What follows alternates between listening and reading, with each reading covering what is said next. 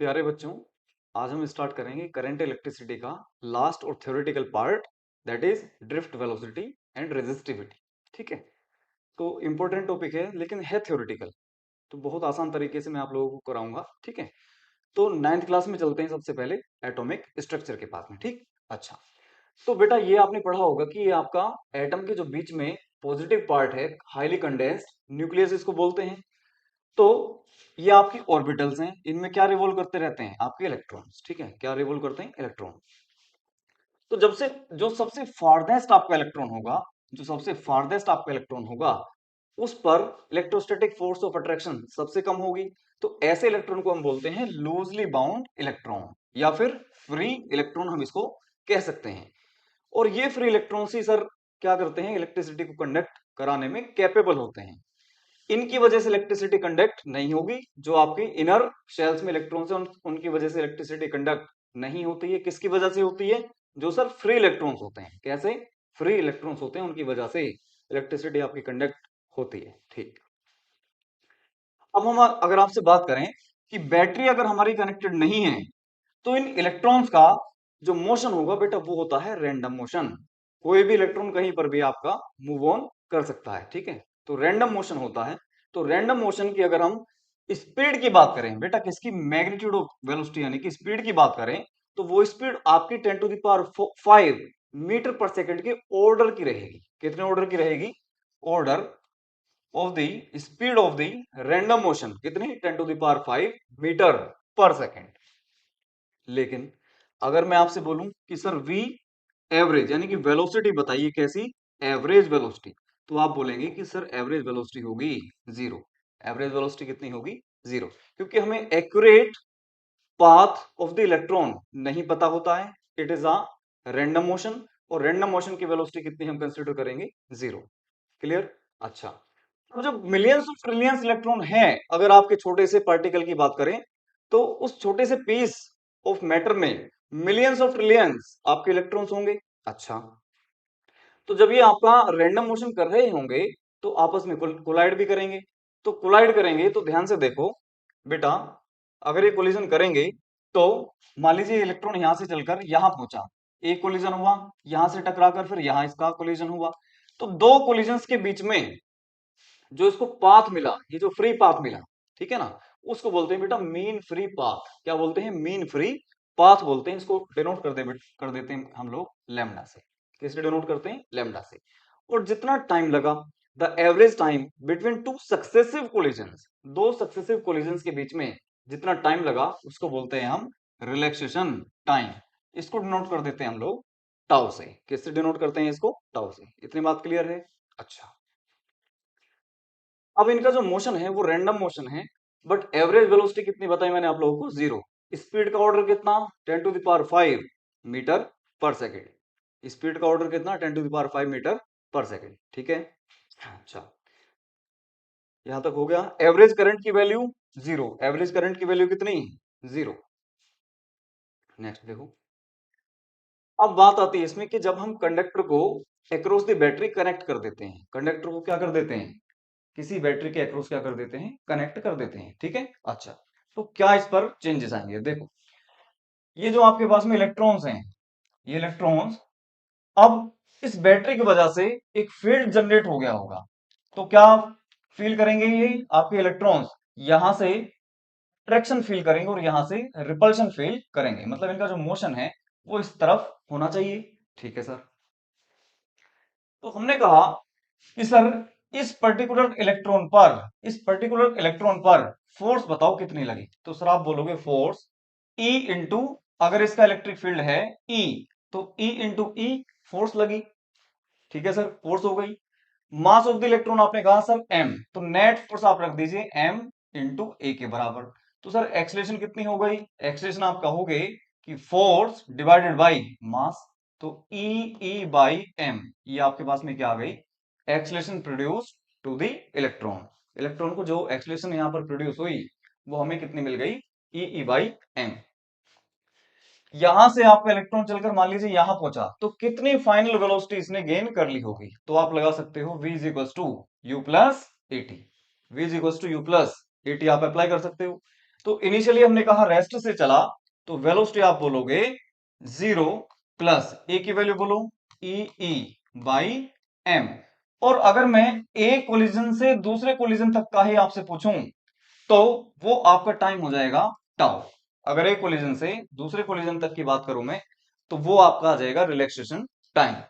तो आपके पास में दो कोलिजन्स के बीच में जो वेलोसिटी आई उसको हम बोल देते हैं ड्रिफ्ट वेलोसिटी। कितना? E E tau by M, E tau by M. ये बात आई पहली। मतलब इस वाले केस में जो आपके इलेक्ट्रॉन है वो जिगजैग मोशन या रैंडम मोशन ना करते हुए ड्रिफ्ट करेंगे। ड्रिफ्ट मतलब यहां से आपका इधर कोलिजन हुआ, फिर यहां हुआ, फिर इधर हुआ, लेकिन आपका जो मोशन है नेट मोशन आपका इस डायरेक्शन में होगा। तो मीन्स आपका धीरे धीरे आपका जो इलेक्ट्रॉन है वो क्या कर रहा होगा, ड्रिफ्ट करना स्टार्ट कर देगा। क्या कर देगा? ड्रिफ्ट करना स्टार्ट करेगा। और अगर इलेक्ट्रॉन आपका इधर मूव कर रहा होगा तो करंट की डायरेक्शन होगी इसके ऑपोजिट, और करंट की डायरेक्शन वही होगी जिधर आपका पॉजिटिव चार्ज मूव करेगा। ये बातें हमें मालूम है। तो इलेक्ट्रॉन के ऑपोजिट आपका करंट फ्लो करता है, इलेक्ट्रॉन के ऑपोजिट करंट फ्लो करता है। तो करंट आपका जनरेट हो गया। क्यों? क्योंकि आपका इलेक्ट्रॉन्स यहां से इधर शिफ्ट होना शुरू कर देते हैं। ठीक है, अब देखो यहां से हमने ड्रिफ्ट करने वाली जो वेलोसिटी है ना भाई, बार बार कोलिजन हो रहा है तो क्या बोलेंगे? ऐसी वेलोसिटी को हम ड्रिफ्ट वेलोसिटी बोलते हैं। तो ड्रिफ्ट होने वाली जो वेलोसिटी है वो हमने न्यूमेरिकली कैलकुलेट कर ली, E tau by M, E tau by M. यहां तक बात क्लियर हुई? अच्छा, अब देखो हमने कहा कि सर ये छोटा सा वॉल्यूम है ना कंडक्टर का, ये छोटा सा मैं पार्ट लेकर चल रहा हूं dx लेंथ का। कितना? dx लेंथ का। ठीक है, अच्छा, तो इस पर्टिकुलर छोटे से एलिमेंट की अगर मैं बात करूं तो वॉल्यूम कितना हो जाएगा? अगर इसका क्रॉस सेक्शनल एरिया बेटा a है और ये छोटी सी लेंथ कितनी हो गई? dx। छोटी सी लेंथ कितनी हो गई? dx। तो ये छोटा सा वॉल्यूम आपका dv हो जाएगा, area into length dx, a into dx। यहां तक बात क्लियर हुई? अब हम एक बात इसमें ये मानकर चलते हैं कि n is the number of electron per unit volume. ये हमने कंसिडर कर लिया कि जो भी हम मटेरियल ले रहे हैं उसमें n is the number of electrons पर यूनिट वॉल्यूम। एक यूनिट वॉल्यूम में n is the number of electrons. और कैसे इलेक्ट्रॉन? फ्री इलेक्ट्रॉन्स जो इलेक्ट्रिसिटी को कंडक्ट करा सकते हैं। क्लियर? अब n is the number of electron per unit volume. ठीक है सर, अब नंबर ऑफ इलेक्ट्रॉन हमारे पास में कितने हो जाएंगे इतने वॉल्यूम में? इस वाले वॉल्यूम में बेटा number of electron per unit volume n है, और इतने वॉल्यूम में यानी कि a into d x volume में हो जाएगी into a into d x, n a d x. तो टोटल चार्ज की अगर मैं बात करूं तो चार्ज मेरे पास में हो जाएगा ये इतने electrons, number of electrons into एक इलेक्ट्रॉन पर चार्ज कितना? e। एक इलेक्ट्रॉन पे चार्ज कितना? e। ये आपके पास में आ गया q। ये आपके पास में किसकी वैल्यू आ गई? Q की वैल्यू आ गई। ठीक है सर, अब हम अच्छी तरह जानते हैं कि sir I is vote D Q by D T, यानी कि रेट ऑफ चेंज ऑफ या rate of flow of charge. ठीक है, rate of flow of the charge. ठीक है, तो n कांस्टेंट है बाहर लिखो, a कांस्टेंट है बाहर लिखो, E भी आपका चार्ज ऑन द इलेक्ट्रॉन है इसको भी बाहर लिखो। क्या बचा? केवल आपके पास में dx बाई dt आ गया। क्या आ गया आपके पास में? dx बाई dt आ गया। और dx बाई dt क्या है? ये तो वेलोसिटी ऑफ द इलेक्ट्रॉन है, अभी हमने कैलकुलेट करी है। तो n e a इसको हमने अभी बोला था vd, that is drift velocity. क्या बोला था हमने इसको? Drift velocity. जिस वेलोसिटी से आपके इलेक्ट्रॉन क्या कर रहे हैं? ड्रिफ्ट ड्रिफ्ट कर रहे हैं, इसको हमने क्या नाम दे दिया? Drift velocity. ठीक है सर, तो ड्रिफ्ट वेलोसिटी की बेटा वैल्यू एक तो आ गई E tau by M, E tau by M. और दूसरी वैल्यू मेरे पास में आ जाएगी यहां से कि वीडी की value I is equal to n e a v d है, तो वीडी की वैल्यू आ जाएगी I upon N e a, I upon N e a. यहां तक बात क्लियर हुई? सही है यहां तक? बिल्कुल ठीक है सर, आगे चलते हैं। तो वीडी की वैल्यू बेटा बताओ, एक तो मेरे पास में आई है ई टाउ बाई एम, और दूसरी वैल्यू मेरे पास में आई है आई upon N e a, I upon N e ए। ये भी वीडी की वैल्यू है और ये भी किसकी वैल्यू है? सर ये भी वीडी की ही वैल्यू है। दोनों को क्या हम इक्वेट करा सकते हैं? क्या दोनों को हम इक्वेट करा सकते हैं? बिल्कुल ठीक है सर। तो इक्वेट जैसे हम कराएंगे तो आप ध्यान से देखो, ई की वैल्यू कैलकुलेट कर लो यहां से। तो एम इंटू आई बेटा, M into I divide by N E into E square A, और ये बचा आपके पास में tau, M I upon N E square A tau. ये आपके पास में क्या वैल्यू आ गई, इलेक्ट्रिक फील्ड की वैल्यू आ गई। और ध्यान से देखो, हमने कहा कि जो कंडक्टर हमने कंसिडर किया उसकी लेंथ कितनी है, L, area of the cross section कितना कंसिडर किया था, ए, और यहां पर आपने इलेक्ट्रिक फील्ड जो सेटअप कराया उसकी वैल्यू आपने कैलकुलेट कर ली। तो अगर आपने वी वोल्टेज की बैटरी यहां पर अप्लाई करी थी, तो आप ध्यान से देख के बताओ कि क्या V by L is equal to E के बराबर होगा कि नहीं, क्या E is equal to delta V by delta R होता है, यस सर, या dV बाई डी आर होता है, बिल्कुल ठीक है सर। तो यहां पर क्योंकि कांस्टेंट पोटेंशियल है और लेंथ आपकी फाइनाइट एल है, तो V बाई एल करके आप इलेक्ट्रिक फील्ड की वैल्यू लिख सकते हो। तो इलेक्ट्रिक फील्ड की जगह मैं लिख सकता हूं बेटा कितना, V by l, V by l मैंने लिख दिया, ठीक है। अब देखो V की वैल्यू, देयरफॉर V की वैल्यू मेरे पास में आ जाएगी m into l into I divide by N E square A tau. ये क्लियर हुई यहां तक बात या नहीं, m l into I upon N E square A into tau. थोड़ा सा फॉर्मूला बड़ा सा हो गया, बट है सिंपल एकदम, ऑटोमेटिक आप ऐसे इसको डेराइव कर सकते हो। अब देखो जरा ओम्स लॉ की अगर हम बात करें तो V is equal to I R, ninth class में सब पढ़ते हैं, है ना। V इक्वल टू क्या होता है, I इंटू आर। तो देखो V ये रहा बेटा, V तो आपके पास में ये रहा, ठीक। अब I आपके पास में ये रहा, तो मीन्स बाकी जो क्वांटिटी आपके पास में रिमेनिंग बची है वो 100% क्या होगी, क्या वो रेजिस्टेंस नहीं होगी, यस सर, ये आपकी क्या होगी, रेजिस्टेंस ही होगी।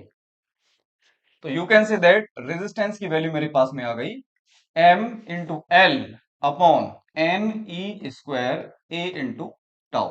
ये आपको याद नहीं करना है बेसिकली, ये ऑटोमेटिक डेरिवेशन आपका आ जाता है, ठीक है, ये आपको याद नहीं करना है।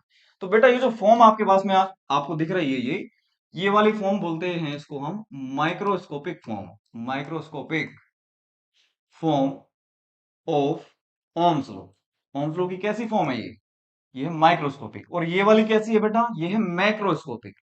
मैक्रोस्कोपिक फॉर्म जो हम पढ़ते थे वो क्या होती थी आपकी, macroscopic form of Ohm's law, ठीक है। ये कैसी फॉर्म है, माइक्रोस्कोपिक फॉर्म है। अब हमारे पास में रेजिस्टेंस की वैल्यू ये आ गई है बेटा, कितनी आ गई है, M L upon N E square ए इंटू टाउ। देख लीजिए एक बार इसको अच्छे से, M L upon N E square ए into tau, M L upon N E square ए इंटू टाउ। ये किसकी वैल्यू आ गई है, ये आपके पास में रेजिस्टेंस की वैल्यू आ गई है, ठीक है। तो यहां पर अगर हम देखें तो M N E square A और टाउ ये सारी चीजें आपके पास में क्या है, कांस्टेंट है, ये सारी चीजें क्या है, कांस्टेंट। तो हम ये कह सकते हैं कि रेजिस्टेंस आपके पास में, है ना बेटा, आप लेंथ वेरी करा सकते हो और एरिया भी वेरी वेरी करा सकते हो, ये बाकी सारी चीजें क्या है, कांस्टेंट। तो ये कांस्टेंट के इंटू एल अपॉन ए, इस तरह से मैं लिख सकता हूं। और इस कांस्टेंट को ही हम बोलते हैं बेटा resistivity, R is equal to rho L by A, R is equal to rho L by A. ये कांस्टेंट है, ये कांस्टेंट, ये कांस्टेंट और ये भी कांस्टेंट, इन सबको अलग हटा करके हमने एक नया कांस्टेंट का नाम रख दिया, उसको हमने बोला रेजिस्टिविटी। क्या बोला उसको हमने, रेजिस्टिविटी नाम रख दिया। तो ये जो रेजिस्टिविटी है इसको हम डिनोट करते हैं रो से। बेटा कितनी वैल्यू आई इसकी आपके पास में, m upon N E square into tau, ठीक है। ये आपके पास में आ गई रेजिस्टिविटी, ठीक है। ये क्या आ गई आपके पास में, रेजिस्टिविटी आ गई। देखो रेजिस्टेंस की अगर हम बात करें तो इसका यूनिट है बेटा ओम, इसका यूनिट आपका होता है ओम, ठीक, इसका यूनिट क्या होता है, ओम। अब आपके पास में इस रेजिस्टिविटी का यूनिट हम कैलकुलेट करना चाहते हैं, तो रेजिस्टिविटी को इधर रखो। तो रेजिस्टेंस का मैंने कितना बोला, ओम, और ये मीटर स्क्वायर अपॉन मीटर, तो ओम मीटर इसका यूनिट आता है, ओम मीटर इसका क्या आता है बेटा, यूनिट, ठीक है। ओम इंटू मीटर इसका क्या आता है, यूनिट आता है, ठीक। अब रेजिस्टिविटी हो गया, मतलब रेजिस्टिविटी आपका डिफाइंड है किसी पर्टिकुलर मटेरियल के लिए, it is the property of material कि कितना उसका रेजिस्टेंस होने वाला है उस पर्टिकुलर मटेरियल का, ठीक। तो जितनी ज्यादा रेजिस्टिविटी उतना ज्यादा रेजिस्टेंस आपका प्रोवाइड करेगा वो करस्पॉन्डिंग मटेरियल, ठीक है। अच्छा, लेंथ जितनी मैं ज्यादा लूंगा, तो ध्यान से देखो रेजिस्टेंस की अगर हम बात करें लेंथ जितनी ज्यादा लेंगे हम, तो आपको दिख रहा है कि R is directly proportional to the L है, R is directly proportional to the L है। तो R is directly proportional to the L, जितना ज्यादा हम लेंथ लेंगे उतना ज्यादा आपका रेजिस्टेंस आपको मिलेगा। दूसरी बात, inversely proportional to the area है, मतलब अगर मैं एरिया को बढ़ाऊं तो आपका रेजिस्टेंस क्या होगा बेटा, कम होगा। तो inversely proportional to the area. तो आपको ऐसे पढ़ाया जाता है कि रेजिस्टेंस आपका directly proportional to the L and inversely proportional to the area. तो R is equals to, proportionality sign हटाओ, तो आपको एक कांस्टेंट डालने के लिए बोलते थे उस टाइम, तो वो रो होता था, तो रो एल बाई ए, ऐसे आता था आपका रेजिस्टिविटी के रिलेशनशिप में आपका रेजिस्टेंस। ठीक है, और हमने यहां पर आपको कैसे कराया, आपको बहुत बेसिक लेवल से, इसको बोलते हैं microscopic form of the Ohm's law से हम इसको लेकर आए। ठीक है ना, microscopic form of the Ohm's law से इसको हम लेकर आए हैं। अच्छा, रेजिस्टिविटी बेसिकली क्या है, resistivity is basically nothing but the difficulty to move the electrons. Basically ये है कि किसी पर्टिकुलर मटेरियल में इलेक्ट्रॉन कितनी डिफिकल्टी के साथ में मूव करेगा। जितनी डिफिकल्टी ज्यादा होगी उतना हम बोलेंगे रेजिस्टिविटी आपकी ज्यादा है, रेजिस्टिविटी क्या है, ज्यादा है।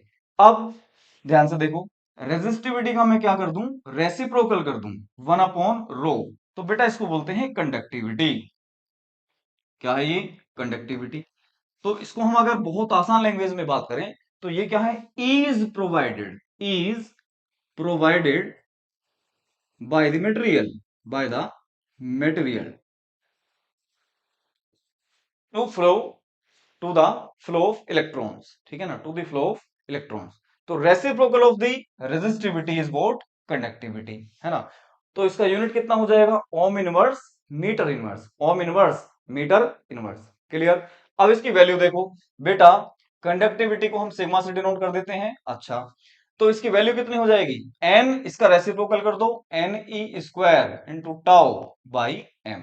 क्या यहां तक बात समझ में आई, बिल्कुल ठीक है sir. N E square tau by M, ये आपकी किसकी वैल्यू आ गई है, कंडक्टिविटी की वैल्यू आ गई। क्लियर है एकदम, ठीक। आगे चलें, अब बात करते हैं मोबिलिटी। अब हम बात करते हैं मोबिलिटी। बेटा देखो, जितना ज्यादा कंडक्टर के अक्रॉस मैं पोटेंशियल अप्लाई करूंगा, जितना ज्यादा पोटेंशियल अप्लाई करूंगा उतना ज्यादा आपका स्ट्रॉन्ग इलेक्ट्रिक फील्ड जनरेट होगा। Yes sir. तो इलेक्ट्रॉन आपका उतनी ही ज्यादा स्पीड से ड्रिफ्ट करेगा। तो हम अल्टीमेटली ये कह सकते हैं कि drift velocity is directly proportional to the electric field. बिल्कुल ठीक है सर। अच्छा, तो इस प्रोपोर्शनलिटी साइन को हटाओ तो एक कांस्टेंट आपको डालना पड़ता है। तो drift velocity is equal to, यहां पर आपने कांस्टेंट डाल दिया, दैट इज म्यू। बेटा इस म्यू को ही बोलते हैं मोबिलिटी। क्या बोलते हैं इसको, मोबिलिटी बोलते हैं। ठीक है। अब ये है property of the charge particle, मतलब अगर मैं इलेक्ट्रॉन्स की बात करूं, है ना, तो ड्रिफ्ट वेलोसिटी किसकी हम कैलकुलेट करें, अगर इलेक्ट्रॉन्स की, तो ये प्रॉपर्टी हो जाएगी इलेक्ट्रॉन की। अगर मैं प्रोटॉन की साइड से देखूं तो प्रोटॉन की, है ना। अल्फा पार्टिकल की बात करें तो अल्फा पार्टिकल की, है ना, जिसकी ड्रिफ्ट ड्रिफ्ट वेलोसिटी आपको फाइंड आउट करनी है, तो मोबिलिटी किसकी, उसी पर्टिकुलर पार्टिकल की आपको कंसिडर करनी होगी। ठीक है। जैसे, हाँ एक बात और इसमें बहुत इंपॉर्टेंट है बेटा, देखो यहां से मोबिलिटी की वैल्यू कितनी आ जाएगी sir, VD by E, VD by E आ जाएगी। और वीडी अभी हमने कैलकुलेट करा, क्या होता है sir, e E tau by m. अरे वीडी हमने कैलकुलेट करा था u प्लस एटी से, तो u जीरो प्लस ए कितना, E E tau by M, ऐसे करके कैलकुलेट किया था वीडी की वैल्यू। तो ये मैंने रख दिया, डिवाइड बाई ई, ठीक है ना, डिवाइड बाई ई। तो ई से आपका ई कैंसिल आउट हुआ, तो ये वैल्यू आपके पास में आएगी E tau by M, E tau by M. इसमें एक क्वेश्चन बहुत प्यारा पूछा जाता है, देखो कि मोबिलिटी आपके पास में बेटा कितनी हो जाएगी, वीडी बाई ई करके होगी, वीडी बाई ई। तो अगर हम वीडी को चेंज करें, डबल कर दें, या ई को क्या कर दें, 4 टाइम्स कर दें, ठीक है, तो आपकी जो मोबिलिटी है कितने टाइम्स चेंज होगी। तो सर इसका ये आपको बहुत प्यारा क्वेश्चन आपको बनेगा, यहां से देखिए ध्यान से इस चीज को आप नोट करिएगा कि बाय चेंजिंग वीडी और by changing electric field, mu does not change, mu doesn't change. जैसे Q is equal to C V है, तो C की वैल्यू आपके पास में आती है बेटा Q बाई वी। क्या मैं चार्ज और पोटेंशियल को चेंज कर कर क्या मैं चार्ज और पोटेंशियल को चेंज करके कैपेसिटेंस को चेंज कर सकता हूं? सर नहीं। क्यों? क्योंकि वो तो आपका फिक्स्ड वैल्यू है, A epsilon not by D. एक बार फिक्स्ड हो गया, सी की वैल्यू एक बार फिक्स्ड हो गई, तो उस करस्पॉन्डिंग कंडेंसर की वैल्यू या कैपेसिटर की वैल्यू फिक्स्ड हो जाती है। तो क्यू और वी को चेंज करके we can not alter the value of capacitance. ठीक है। अच्छा, तो इसी मैनर में हम बोल सकते हैं कि mu doesn't change by changing VD and E. ठीक है, बहुत बड़ा क्वेश्चन बनता है यहां से। It does not depend upon the VD and E. इस चीज को आप बहुत ध्यान से नोट करिएगा। तो किसके ऊपर डिपेंड कर रही है ये? Sir e tau by m. हमने किसकी बात करी है? इलेक्ट्रॉन की। किसकी बात करी है? इलेक्ट्रॉन की। तो अगर किसी और चार्ज पार्टिकल की बात करूं मैं, तो ई की जगह उसका चार्ज पार्टिकल का charge into tau relaxation time by mass of that particular particle. तो क्यू टी बाई एम आपका एक फॉर्मूला बन जाएगा किसके लिए? मोबिलिटी के लिए। ठीक है। जैसे एक छोटा सा क्वेश्चन कर लेते हैं यहां पर। Compare compare the mobility of electron, proton and deuteron. बेटा देखो, इलेक्ट्रॉन, प्रोटॉन, इलेक्ट्रॉन आपके पास में ये हो गया, प्रोटॉन आपके पास में 1h1, और ड्यूट्रॉन आपके पास में क्या होगा बेटा? 1h2। चलो एक और ले लेते हैं, अल्फा पार्टिकल भी आप इसमें ले लो। अल्फा पार्टिकल भी आप ले लो, तो हीलियम का न्यूक्लियस होता है 2He4। सबकी मैं कंपेयर करा देता हूं। तो इलेक्ट्रॉन की बोलो बेटा। सर ये होगी ई ई, सब में सेम इलेक्ट्रिक फील्ड हमने अप्लाई किया, तो E E tau by mass of the electron हमने कहा एम। ठीक है। अच्छा जी, अब इसकी बात करते हैं बेटा। ये आएगा आपके पास में चार्ज, बोलो इस पर। चार्ज सर रहेगा प्लस ई, यानी कि जितना इलेक्ट्रॉन पर नेगेटिव उतना ही इस पर पॉजिटिव। तो E E tau by mass of the proton, यहां पर आप कर दोगे एमपी, बल्कि इलेक्ट्रॉन प्रोटॉन में 1/1800 टाइम्स रहता है। तो आप इलेक्ट्रॉन की और प्रोटॉन की बात करें, तो यहीं से आपको अंदाजा हो जाएगा कि मास ऑफ द इलेक्ट्रॉन ये बहुत ज्यादा कम है और ये बहुत ज्यादा हाई है। तो मींस इसकी जो मोबिलिटी है बहुत ज्यादा कम होगी और इसकी बहुत ज्यादा हाई होगी। पहली बात तो ये कि mobility of electron is very very greater than mobility of the proton. ठीक है।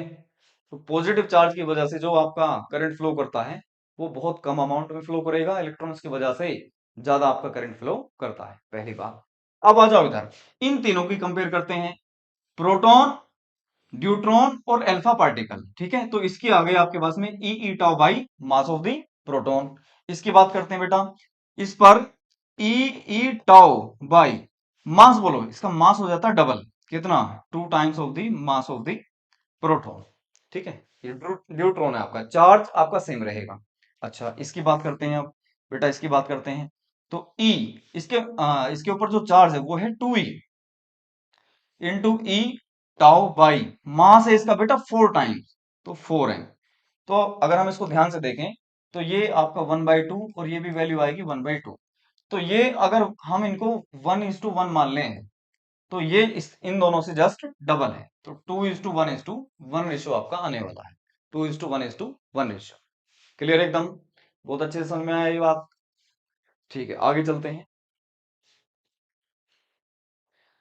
इसके बाद में बेटा करंट डेंसिटी। पहली बात तो ये कि करंट डेंसिटी आपका एक वेक्टर क्वांटिटी है ना। It is defined as the current passing per unit area. Current passing per unit area. ठीक है। देखो, current passing per unit area, बेटा मैं अगर आपसे कहूं कि इस पर्टिकुलर एरिया से आई करंट फ्लो कर रहा है, तो आई और एरिया है आपके पास में बेटा ए, तो आई अपॉन ए, इसमें इसे मैं बोलूंगा आपका, इसको मैं बोलूंगा जे, करंट डेंसिटी दैट इज जे। तो बेटा करंट और एरिया तो दोनों स्केलर क्वांटिटी हैं। ठीक है सर। तो आई अपॉन ए, ये फिर वेक्टर कैसे आया? तो बेटा ध्यान से देखना इस चीज को। ये जो ए है, ए को अगर मैं इस तरह से आपको रोटेट कर दूं, ए का जो ओरिएंटेशन है ऐसे कर दूं, है ना, ए का ओरिएंटेशन करंट से थीटा एंगल पर ले लूं, और अगर मैं बिल्कुल ही ऐसे कर दूं, एरिया को मैं ये वाला एरिया कंसिडर कर लूं, तो करंट ऐसे फ्लो कर रहा है, एरिया वेक्टर आपका इधर, तो दोनों में कितना एंगल आ जाएगा? 90। तो मतलब इस वाले पर्टिकुलर एरिया से बिल्कुल भी करंट पास नहीं कर रहा। तो मींस इस पर्टिकुलर पोर्शन की अगर मैं बात करूं, तो करंट डेंसिटी की वैल्यू जीरो होगी। करंट डेंसिटी की वैल्यू कितनी? जीरो होगी। ठीक है। तो मतलब एरिया के ओरिएंटेशन पर भी ये क्या कर रही है, डिपेंड। तो आई अपॉन ए ना होकर के इसका formula basically I upon A cos theta होना चाहिए। तो आई की वैल्यू आप अगर ध्यान से देखो तो आप लिख सकते हो कि I is equal to J A cos theta, J A cos theta. और sir A B cos theta की वैल्यू अगर हम बात करें तो ये तो डॉट प्रोडक्ट से आती है, तो मींस जे डॉट ए। तो जे वेक्टर का मैग्नीट्यूड या जे वेक्टर डॉट ए वेक्टर मतलब जे का मैग्नीट्यूड ए का मैग्नीट्यूड इनटू कोस थीटा। तो इट मींस ये भी वेक्टर क्वांटिटी है और ये एरिया वेक्टर भी क्वांटिटी है जिसकी डायरेक्शन प्लेन से, मैंने कई बार बताई है, परपेंडिकुलर होती है। एरिया वेक्टर क्या होता है, प्लेन से परपेंडिकुलर होता है, ठीक है। तो जे ए कोस थीटा आपकी वैल्यू आ गई किसकी, करंट, सॉरी करंट की। और J into A into cos theta मतलब करंट डेंसिटी की फॉर्म में, करंट डेंसिटी की फॉर्म में। तो ये आपका रिलेशन है, J is equal to I upon A cos theta, या अगर मैग्नीट्यूड की बात करें तो आई अपॉन ए आपका क्या है, करंट डेंसिटी। या सिंपली अगर हम करंट डेंसिटी की और करंट की अगर बात करें तो I is equal to J dot A. This is the perfect relationship between current density and current, ठीक है। अब देखो करंट की वैल्यू अगर मैं बात करूं तो बेटा N e a VD, current की वैल्यू कितनी, एन ई ए वीडी।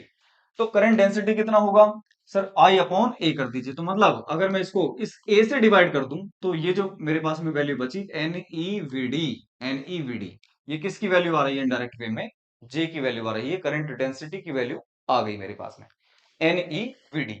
अब एन ई को आप ऐसे रहने दो, अब वीडी की वैल्यू आप बेटा रख दो e E tau by m. हमने कई बार इसको कैलकुलेट कर लिया है, e E tau by m value हमने इसमें पुटअप कर दी। तो n into e e square tau by M, और इस ई को मैं बाहर लिख लेता हूं, इस ई को मैं बाहर लिख लेता हूं, ठीक है। अच्छा, तो बेटा ये भी कांस्टेंट है, ये भी कांस्टेंट, ये भी कांस्टेंट, और ये मास भी कांस्टेंट है। तो मतलब इन सारी चीजों को मिलाकर एक नया कांस्टेंट आप कैसे कह सकते हैं, ठीक है। तो J इज इक्वल टू, इसको हमने नाम दिया सिग्मा ई। अभी अगर हम थोड़ी देर पहले देखें तो सिग्मा की वैल्यू हमने यही कैलकुलेट करी थी बेटा, कितनी, n E square tau by M. और रेजिस्टिविटी की वैल्यू आई थी मेरे पास में m upon N E square tau, याद करिए अभी, याद करो, यही वैल्यू थी। तो मतलब ये क्या चीज है बेसिकली, ये कंडक्टिविटी है, ये क्या है मेरे पास में, कंडक्टिविटी है। तो J is equal to sigma e, बेटा ये रिलेशन आ गया इलेक्ट्रिक फील्ड और करंट डेंसिटी में, करंट डेंसिटी में और इलेक्ट्रिक फील्ड में क्या आ गया, रिलेशन आ गया, ठीक है। J equal to sigma e, J equal to क्या, सिग्मा ई। आगे चलते हैं, अब बात करते हैं बेटा रेजिस्टेंस की। बेटा अगर हम देखें कि रेजिस्टेंस, जितना लेंथी वायर हम लेंगे, जितना ज्यादा लेंथ का वायर लेंगे उतना ज्यादा करंट आपका क्या करेगा, अपोज ज्यादा फील करेगा, ठीक है ना, इलेक्ट्रॉन्स को उतना ही ज्यादा परेशानी होगी। और जितना हम ज्यादा इसका क्रॉस सेक्शनल एरिया दे दें, जितना ज्यादा क्रॉस सेक्शनल एरिया हम बढ़ा दें, उतना इलेक्ट्रॉन को क्या होगी, ईज होगी, आसानी होगी, है ना, मूव करने में। तो हम ये कह सकते हैं कि resistance is directly proportional to the length and inversely proportional to the area. दोनों को कंबाइन करेंगे तो आर इज इक्वल टू एक कांस्टेंट डालना पड़ेगा हमें, कांस्टेंट क्या है बेटा, रो एल बाई ए। तो resistance is what, rho L by A. ये आपके पास में रेजिस्टेंस का फॉर्मूला आ गया। अब यहां से एक क्वेश्चन बनता है, ठीक है ना। तो यहाँ पर ये जो है रेजिस्टिविटी, अभी हमने इसकी बात कर ली है, प्रॉपर्टी ऑफ दी मटेरियल है, ये प्रॉपर्टी ऑफ दी मटेरियल होती है। अलग अलग मटेरियल की अलग अलग रेजिस्टिविटी होगी, जितनी ज्यादा रेजिस्टिविटी उतना ज्यादा रेजिस्टेंस होने वाला है, जितनी कम रेजिस्टिविटी उतना कम रेजिस्टेंस आपका होगा, ठीक है। इसमें क्वेश्चन ये आता है कि अगर मैं एक वायर को स्ट्रेच कर दूं, क्या कर दूं बेटा, स्ट्रेच। तो स्ट्रेच जब हम करते हैं तो वॉल्यूम आपका फिक्स्ड रहना चाहिए। अगर 1 kg का वायर है, आफ्टर द स्ट्रेचिंग अगर उसका जो वॉल्यूम है ना, वो उतना ही है जितना पहले था, ठीक है, उतना ही है जितना पहले था वॉल्यूम, है ना। जैसे मास की अगर हम बात करें 1 kg, तो बाद में भी अगर 1 kg है तो हम ये कह सकते हैं कि जितना वॉल्यूम पहले था उतना ही वॉल्यूम बाद में होगा मटेरियल का, तो उसको बोलते हैं स्ट्रेचिंग। तो अगर हम डबल लेंथ कर दें, ट्रिपल लेंथ कर दें, तो आपका ध्यान से देखो, लेंथ बढ़ने से आपका रेजिस्टेंस वेरी कर जाएगा। तो इसके ऊपर क्वेश्चन आते हैं, उनको हम बारी बारी से देखते हैं। देखिए जरा, अच्छा एक सेकंड, एक चीज हो, इसके ऊपर अभी मैं न्यूमेरिकल कराऊंगा बहुत सारे। ये जो टॉपिक है colour code of the resistors, ये आपका बोर्ड से रिमूव हो चुका है बेसिकली, बट 2 सेकंड का है, इसको भी फटाफट देख लेते हैं। ठीक, तो आपको ये याद रखना है, वी बी रॉय, है ना, गुड बॉय, है ना, और वेरी गुड वाइफ। आप इसको किसी भी फॉर्मेट में याद कर सकते हो।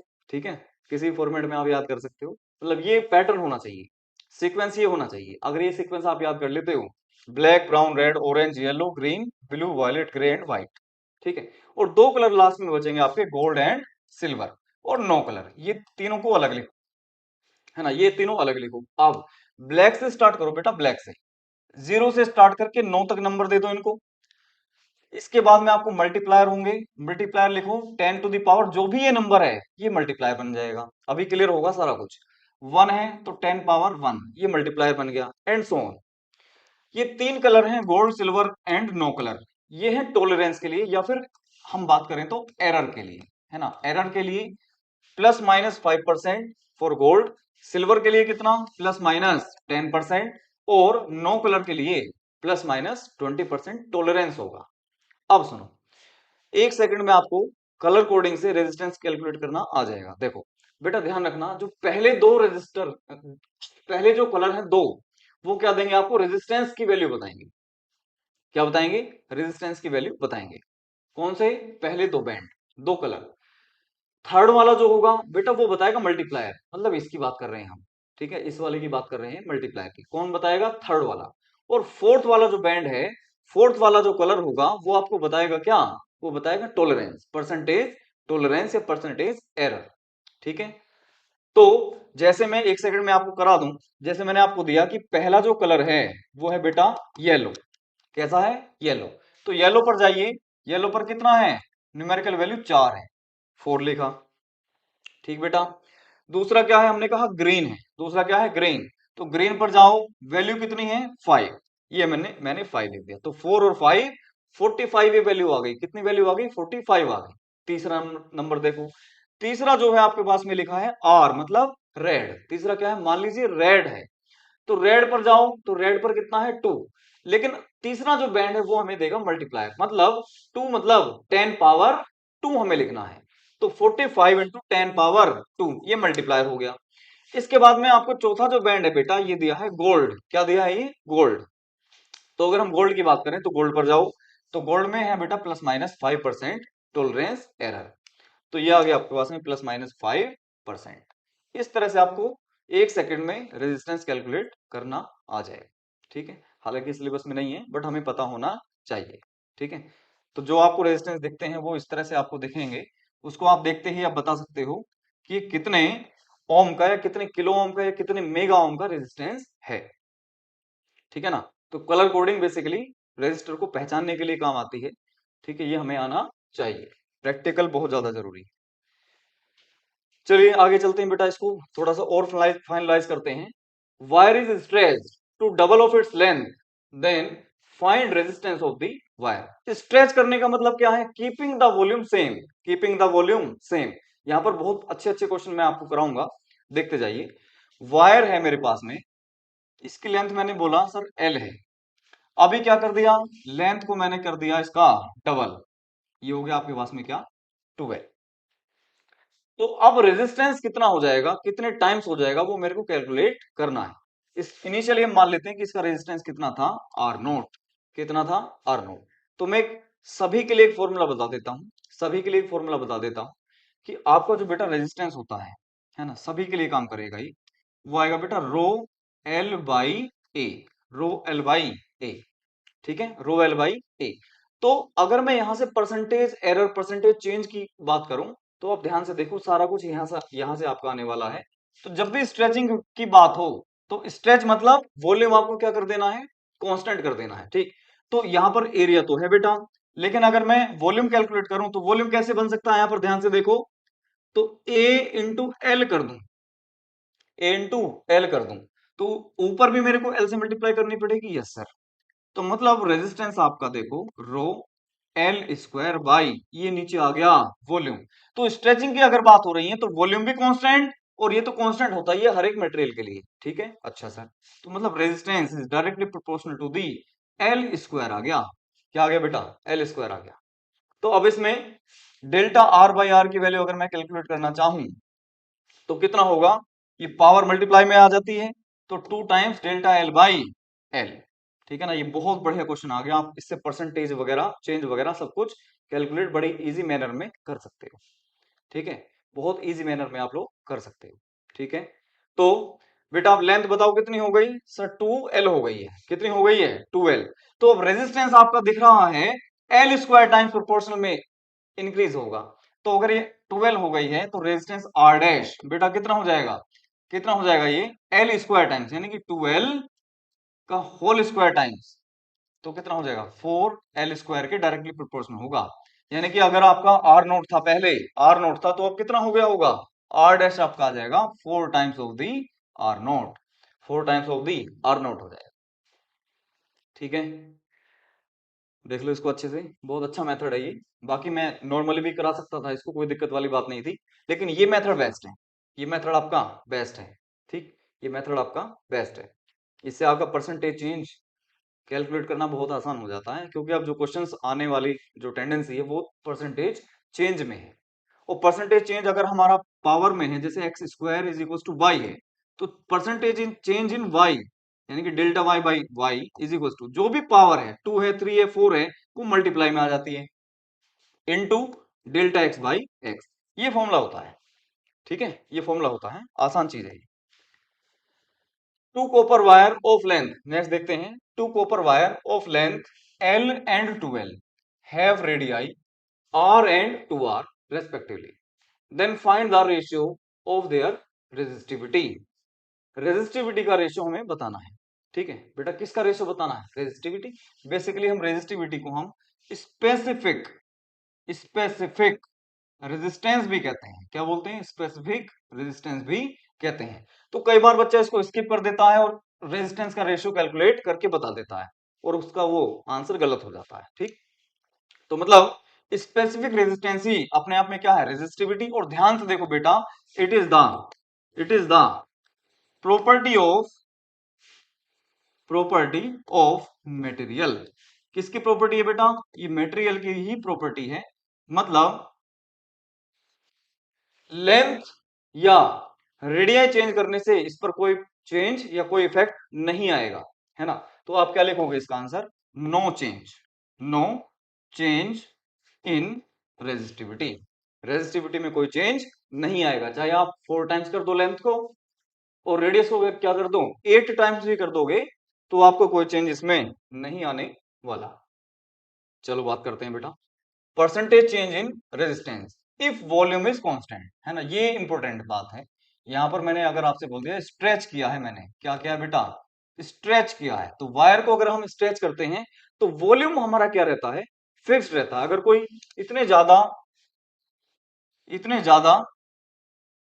क्रॉस सेक्शनल एरिया का आपका वायर है और आप इसको क्या कर दें? स्ट्रेच कर दें, तो देखो area of the cross section तो आपका कम हो जाएगा, area of the cross section तो कम हो जाएगा, लेकिन लेंथ बढ़ जाएगी। बट हम ये कहेंगे कि जितना वॉल्यूम पहले था यहां पर भी वॉल्यूम आपका सेम रहेगा, वॉल्यूम विल बी कांस्टेंट। इतनी बात क्लियर हुई। तो अगर हम कीपिंग द वॉल्यूम कांस्टेंट, हम अगर बात करेंगे percentage in change in resistance हमें कैलकुलेट करना है, तो मैंने अभी आपको करा दिया कि sir resistance is equals to resistance कितना, मैं करा देता हूं इसको दोबारा। चलिए, रेजिस्टेंस आपका होता है बेटा रो एल बाई ए। अब आपको वॉल्यूम की टर्म्स में देखो एरिया भी चेंज हो रहा है, लेंथ भी चेंज हो रही है, बिल्कुल क्लियर है बात। तो अगर मैं एरिया में एल से मल्टीप्लाई कर दूं ऊपर भी और नीचे भी, तो ये बन गया देखो वॉल्यूम। अब वॉल्यूम आपका कांस्टेंट हो गया, तो resistance is equal to rho L square by V भी लिख सकता हूं मैं। तो लेकिन ये फायदा हो गया कि ये दोनों चीजें कांस्टेंट हो गई। तो वी कैन से दैट कि इस वाली कंडीशन में resistance is directly proportional to the L square, है ना। कितना? एल स्क्वायर हो गया, ठीक है। तो एल स्क्वायर टाइम्स आपका रेजिस्टेंस अब वेरी करेगा। अगर हम अब यहां से देखो, अगर एल को मैं 2 टाइम्स कर दूंगा तो रेजिस्टेंस आपका 4 टाइम्स चेंज होगा, ठीक है। अगर मैं लेंथ 3 टाइम्स कर दूं, एल को क्या कर दूं मैं 3L कर दूं, तो रेजिस्टेंस आपका हो जाएगा 9R। लेंथ को अगर मैं 4 टाइम्स कर दूं, लेंथ को क्या कर दूं मैं 4 टाइम्स कर दूं अगर मैं एल डैश को, तो आर डैश आपका हो जाएगा कितना 16 आर। इससे बहुत सारे क्वेश्चंस आपके नॉर्मली हो जाएंगे। ठीक है, कई सारे क्वेश्चन इस फॉर्मेट में आते हैं। आपको देखो बिल्कुल इजी मेथड मैंने आपको बता दिया। आप देखो, ये तो हो गया रेजिस्टेंस कैलकुलेट करने की बात। अब हम बात करते हैं परसेंटेज चेंज की। किसकी बात करते हैं? परसेंटेज चेंज की बात करते हैं। तो देखो बेटा, परसेंटेज चेंज की बात करते हैं। अब हमें ये पता चल गया कि केवल ये पता चल जाए कि रेजिस्टेंस किसके डायरेक्टली प्रोपोर्शनल है, तो आपने देख लिया कि sir resistance is directly proportional to the L square. बाकी जो कांस्टेंट है उससे हमें कोई फर्क नहीं पड़ने वाला, जो कांस्टेंट टर्म्स है उनसे हमें कोई फर्क नहीं पड़ने वाला। ठीक, तो रेजिस्टेंस किसके डायरेक्टली प्रोपोर्शनल आ गया बेटा? एल स्क्वायर की। ठीक है, अच्छा, तो डेल्टा आर बाई आर की वैल्यू कितनी हो जाएगी? ये पावर आ जाती है बेटा मल्टीप्लाई में। पावर किस में आती है? मल्टीप्लाई में। तो 2 into delta L by L, तो delta R by R into 100, तो बेटा ये आ गया परसेंटेज चेंज इन रेजिस्टेंस बराबर 2 times delta L by L into into 100 ये आपके पास में क्या आ जाता है? परसेंटेज चेंज आ जाएगा। बहुत आसान तरीका मैंने आपको बताया इसमें। नेक्स्ट देखिए, फाइंड रेजिस्टिविटी। ये अच्छा क्वेश्चन है। रेजिस्टिविटी ऑफ द वायर हमें कैलकुलेट करके बतानी है। Of length 50 centimetre. 50 सेंटीमीटर बोले तो सर ये तो 0.5 मीटर हो गया। ठीक, area of the cross section, बहुत बारीक सा वायर है, 1 mm स्क्वायर का। तो 1 mm स्क्वायर मतलब 10⁻⁻⁶ मीटर स्क्वायर हो जाएगा ये 1 mm, है ना। 1 mm कितना होता है? 10⁻⁻3 मीटर।